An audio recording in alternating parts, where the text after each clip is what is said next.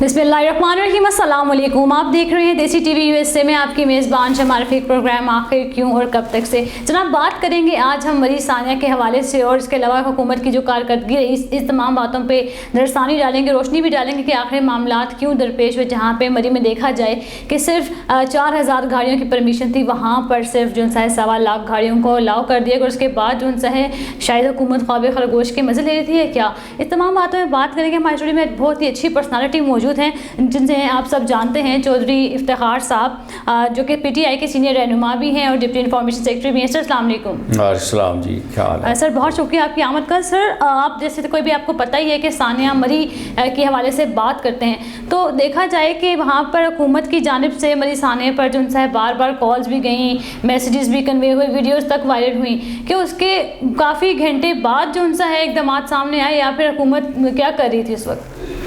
देखिए जी, सबसे पहले तो जो सानिया मरी के जो शहदा हैं, जी सर, मैं अल्लाह ताला से दुआ करता हूँ कि रब्बे जुल जलाल उनकी कब्र को जन्नत के बागों में से एक बाग बनाए और उनके लवाहकीन को अल्लाह ताला सब्र जमील अता फरमाए। कल यहाँ पे पिंडी में भी एक बड़ा जनाजा हुआ 6 लोगों का। जी देखिए, इस हादसे पर हर आँख जो है वो अश्कबार है और हर शख्स दुखी है। लेकिन मैं आपको एक चीज़ बताऊं कि जिस तरह के हम एक अरसे से एक हजूम की शक्ल में ज़िंदा हैं, एक कौम हम नहीं बन सके। लोग हमें कहते हैं जी कि आप हमेशा जब भी बात करते हैं तो माजी की हुकूमतों के तरफ आप उंगली उठा देते हैं। यकीनन 3 साल हमें हो गए हैं, लेकिन इंफ्रास्ट्रक्चर बनते हुए एक मुद्दत लगती है और शायद हमें अल्लाह रब्बुल इज़्ज़त की तरफ से एक झंझोड़ा जाता है और इतनी बड़ी जो अमवात हुई हैं, कोई 19 कह रहा है, कोई 22 कह रहा है और इंटरनेशनल मीडिया पे तो 22 हैं जी। इससे भी अगर हम सबक सीख लेना और इस हादसे को सानेहाना बनने दें जी, तो ये फिर भी बड़ी कामयाबी होगी। देखिए, मरी एक लिमिटेड प्लेस है, बड़ी महदूद जगह है। आज का नहीं, एक मुद्दत से लोग वहाँ जा रहे हैं, लेकिन इत्तफाक ये हुआ है कि इस बार इतने ज़्यादा लोग गए हैं कि वहाँ पे एक ऐसी कैफियत हो गई है कि गुज़श्ता 50 सालों में इतनी बर्फ़ भी नहीं पड़ी कि लोग वहाँ पे चौक होके रह गए हैं। फिर होटलों के कमरों का नापैद होना, बहुत कम होना, ये भी एक मैं समझता हूँ तैयार नहीं थे लोग। यहाँ से गए थे अक्सर ज़्यादा ये पिंडी और गिरदनवाह के लोग थे।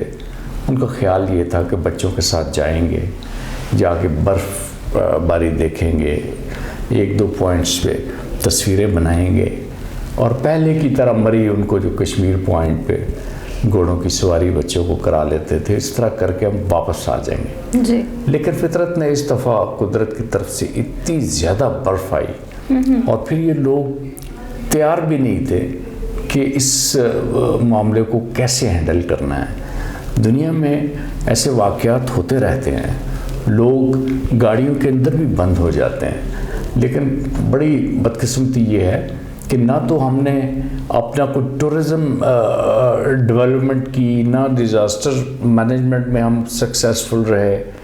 और लोग जो मरे हैं, मैं चूँकि ऑटोमोबाइल इंजीनियर भी हूँ, तो ज़्यादा लोग मरे हैं वो कार्बन मोनोऑक्साइड से मरे हैं जी सर। और वो किस तरह होती है कार्बन मोनोऑक्साइड, कैसे आती है? वो इंजन अगर स्टार्ट रखेंगे, एमिशंस अगर उसके कंट्रोल ना हो, अब फाइनल जो है कैटलिटिक कन्वर्टर वहाँ ना हो, एग्जॉस्ट अगर बर्फ़ में ब्लॉक है तो वो फिर सारी गैसेस वापस आती हैं। और गाड़ी के कंट्रोल पैनल पे एक ऐसा स्विच होता है जो सिर्फ अंदर की गैस को सर्कुलेट करता है, लोगों को वो चलाना भी नहीं आता। और वो इस गैस की सबसे बड़ी किलिंग गैस ये है कि ना तो इसकी स्मेल होती है, ठीक हो गया, और ये आहिस्ता से शख्स बेहोश होता है और बेहोशी से फिर सांस का रिश्ता उससे टूट जाता है। ये दुख भरी बात है, मैंने उसके ऊपर लिखा भी है कि अब ये हादसा अगर हो गया है तो आप फला काम करें। देखें, हमने अपनी आंखों से देखा है कि मक्का मुकरमा की सिचुएशन ऐसी थी जब मैं 1977 में गया तो वो भी चौक हो जाता था शहर حج کے اوپر وہ مثلا بعض اوقات ایسے ہوتا تھا کہ گاڑی ایک مکہ شہر کے اندر ہوتی تھی، دوسرا اس کا کونا جو پرانے روڈ کے اوپر جدہ میں موجود ہوتا کہ لوگ 11 تک 8 تک وہ چوک ہو جاتی. پھر ان لوگوں نے اس سے سیکھا. پھر رمضان مبارک کا جو آخری عشرہ ہوتا ہے اس میں اتنی گاڑیاں آ جاتی ہیں پورے سعودی عربیہ سے، پورے مڈل ایسٹ سے، UAE سے، وہ سب لوگ بائی روڈ آتے ہیں. صحیح. تو انہوں نے کیسے ان کو مینج کیا کہ جس طرح مری کے نیچے پھلگران جگہ ہے، اسی جگہ پہ مکہ سے باہر بہت پارکنگ ایریا بنا دیے، طائف میں بنا دیے. اس کے بعد انہوں نے اسٹرکٹلی منع کیا کہ آپ گاڑی اندر نہیں لے جا سکتے. پھر وہاں سے جو ہیں وہ سعودی عربین پبلک ٹرانسپورٹ کمپنی سیپت کو اس کو کہتے ہیں، ان کی بسیز ان کو لے کے جاتی ہیں. ٹھیک ہے جی. اسی طرح قدئی میں ایک بہت بڑی پارکنگ ہے جو جدہ سے جانے والے ہیں وہاں پہ گاڑیاں پارک کرتے ہیں، 20,000 سے گاڑیاں تک پارک ہوتی ہیں وہاں قدئی سے. ٹنل میں پھر شٹل بسیز انہوں نے چلائیں. کچھ اس طرح کے انتظامات ہم کریں گے تو بچیں گے، وگرنہ یہ ہوگا کہ یہ جو آپ نے بتایا، آپ کے ٹی وی نے یہ بڑا پوائنٹ اٹھایا، یہ ہوگا کہ آج ہم تو حادثے کو بھول جاتے ہیں. بالکل سر. ہمیں تو آج جو گزرا ہے، جو کل گزرا ہے، اس کے بعد ہم اس کو بھول جائیں گے، بولیں گے یہ اللہ کی مرضی ہے. یہ جو اللہ کی مرضی ہے نا، اللہ پاک نے آپ کو بتایا، نبی پاک کی یہ حدیث مبارکہ ہے کہ پہلے آپ جو ہے نا جمل کو، عربت جمل، پہلے اس کو باندھو، اس کو رسی سے کھونٹے سے باندھو، اور تم توکل تعالی، پھر اللہ کے توکل کے اوپر چھوڑو. ہم اونٹ کو باندھتے نہیں ہیں، اس کو کھلا چھوڑتے ہیں، کہتے ہیں جی اللہ کی مرضی تھی یہ. تو اللہ کی مرضی پھر جب برف زیادہ ہوگی تو پھر زیادہ ہوگی. دوسرا ایک امپورٹنٹ بات، چھوٹی سی بات کر کے پھر اگلے کویسچن، میں نے آج ان کو یہ بھی سجیسٹ کیا ہے کہ بابا یہ آپ سے کنٹرول نہیں ہو پائے گا. یہ پنجاب 12 کروڑ کا ایک صوبہ ہے، اس کو 3 حصوں میں تقسیم کرو. اس کو آپ ساؤتھ پنجاب الگ کرو، سینٹرل پنجاب الگ کرو، نارتھ پنجاب الگ کرو. پھر ان چھوٹے صوبوں کے انتظامی طور پہ بناؤ، پھر ہزارہ کو بھی صوبہ بناؤ، کراچی کو بھی صوبہ بناؤ، بلوچستان کے بھی صوبہ، تاکہ جتنے نبی پاک نے بھی فرمایا کہ شہر چھوٹے بناؤ. بالکل سر. اب ساری چیزیں آپ کے پاس ہیں. آپ جناب لاہور سے بیٹھے ہوئے ہیں، اس کو کنٹرول کر رہے ہیں مری کو، اور اس دوران جو ہے مری اور لاہور کا 7 گھنٹے کا رستہ ہے جی. بالکل سر. آپ کیسے اس کو کر سکتے ہیں؟ اور پھر سارے اداروں کا کام تھا. میں آپ کو ایک بات بتاؤں، ہم لوگ عموماً یہی کہتے ہیں جی حکومت فلانا، بھائی جس کے پاس ہیلی کاپٹرز تھے، جس ادارے کے پاس یہ چیزیں تھیں، وہ ان کو آپ ڈیزاسٹر مینجمنٹ میں کیوں نہیں کیا؟ کتنے لوگ تھے کاروں میں بند؟ زیادہ سے زیادہ میں سمجھتا ہوں کہ جو لوگ مرے ہیں کم از کم اس سے 10 گنا کر لیں، 2000 بندہ کر لیں آپ. باقی تو ہوٹلوں میں تھے نا، کمروں میں تھے. تو 2000 بندوں کو آپ ہیلی کاپٹر سے ریسکیو کیوں نہیں کر پائے؟ یہ سارے سوال اٹھتے ہیں. اور پھر ہمارے جو دفاعی ادارے ہیں وہ بھی وہاں پہ موجود ہیں، بھائی ہیں ہمارے.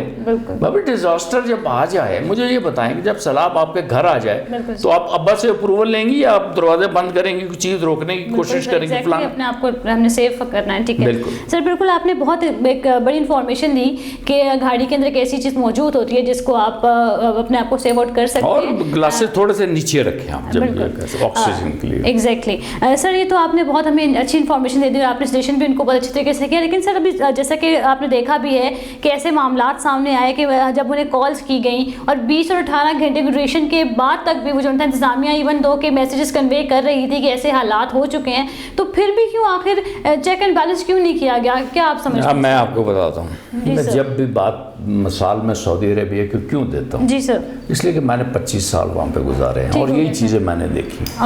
2010 میں سعودی عربیہ میں ایک اتنا بڑا سیلاب آیا، اور اس کی ریزن پتہ کیا تھی؟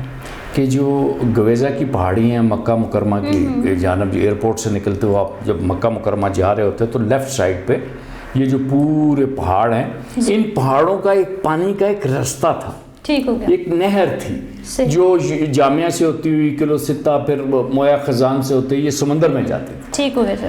ہوا یہ ہے کہ وہاں پہ بھی فراڈیے لوگ تھے.